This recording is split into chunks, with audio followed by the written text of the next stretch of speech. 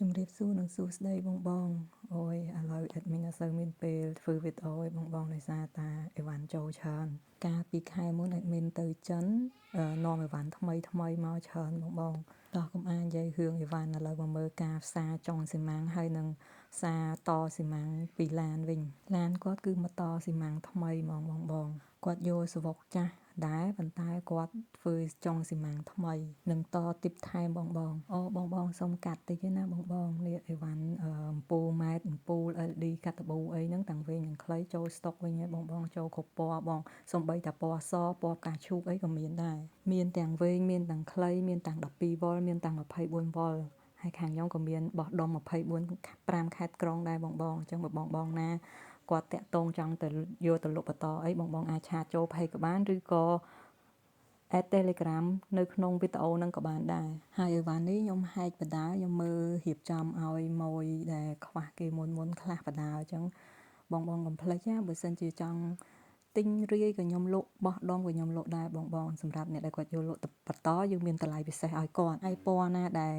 ម៉ួយគាត់អាសាសួរខ្ញុំតែងតាជើងខូចគឺខ្ញុំយកមកថែមហើយដូចនេះអញ្ចឹងគឺពណ៌ផ្កាឈូកបងពណ៌ផ្កាឈូកហ្នឹងយូរមានភ្ញៀវសួរតិចដែរអញ្ចឹងខ្ញុំយកមកចំនួនតិចដែរហើយនេះខ្ញុំសាកពណ៌ផ្កាឈូកហើយនឹងពណ៌ស្វាយពេលយើងតេស្តទៅវារៀងបែកខៀវបងសម្រាប់ពណ៌ផ្កាឈូកគឺពណ៌ផ្កាឈូកហ្មងបងបើសិនជាយើងដាក់តំគ្នាវាសាចភ្លើងអញ្ចឹងមើលអត់សូវដឹងទេបងតែបើនៅខាងក្រៅគឺខុសគ្នាបងផ្កាឈូកមួយទៀតស្វាយបងសក់ចង់ទិញយកទៅដាក់ខ្លួនឯងក៏បានឬក៏ទិញហើយបើសិនជាកូនចៅខ្ញុំតនេឲ្យកូនចៅខ្ញុំនៅណេះឲ្យកូនចៅខ្ញុំសរុបទាំងឈ្នួលដាក់ឲ្យក៏បានដែរបងហើយឡានគាត់នេះគាត់ទិញភ្លើងហងគាត់ដាក់ត្រឡោកកញ្ចក់អីផ្សេងទៀតដូចខ្ញុំបញ្ជាក់បងដែរអញ្ចឹងឈ្នួលយើងគិតផ្សេងអីវ៉ាន់យើងគិតផ្សេងបងតែបើសិនជាបងទិញអីវ៉ាន់នៅខ្ញុំគឺខ្ញុំគិតឈ្នួលក៏រៀងធូរដែរបងអត់មានយកថ្លៃអីទេតែសម្រាប់បងណាដែលគាត់ខ្ជិលអស់ឈ្នួលអីបងអាចយកទៅតខ្លួនឯងបានអញ្ចឹងបងសម្រាប់ឡានគាត់នេះគាត់ដាក់ទាំងអំពូលតប៉ែតទូចនឹងហងឬអ្នកខ្លះគេហៅអំពូលកាត់តប៊ូបងហើយនឹងអំពូលម៉ែត្រគាត់ដាក់កន្លែង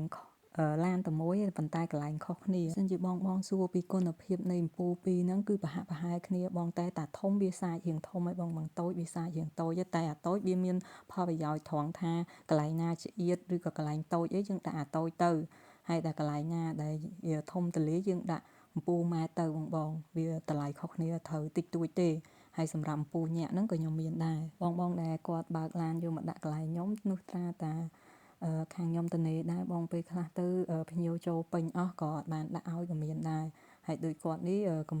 ឡានគាត់នេះដាក់តាំងកម្រាលជើងតែកម្រាលជើងគាត់នេះដាក់យូរវិញបងតែគាត់ខ្ញុំចង់មកថតឲ្យបងមើលថាកម្រាលជើងពេលតែបងប្រើយូរទៅវាសឹកអញ្ចឹងបងកុំឲ្យតាឃើញ admin ថតតាថ្មីរហូតពេលចាស់ទៅហូបរៀងមិនអីបងអាចមើលនៅវីដេអូហ្នឹងបានអរគុណបងចាំជួបគ្នាវីដេអូក្រោយទៀត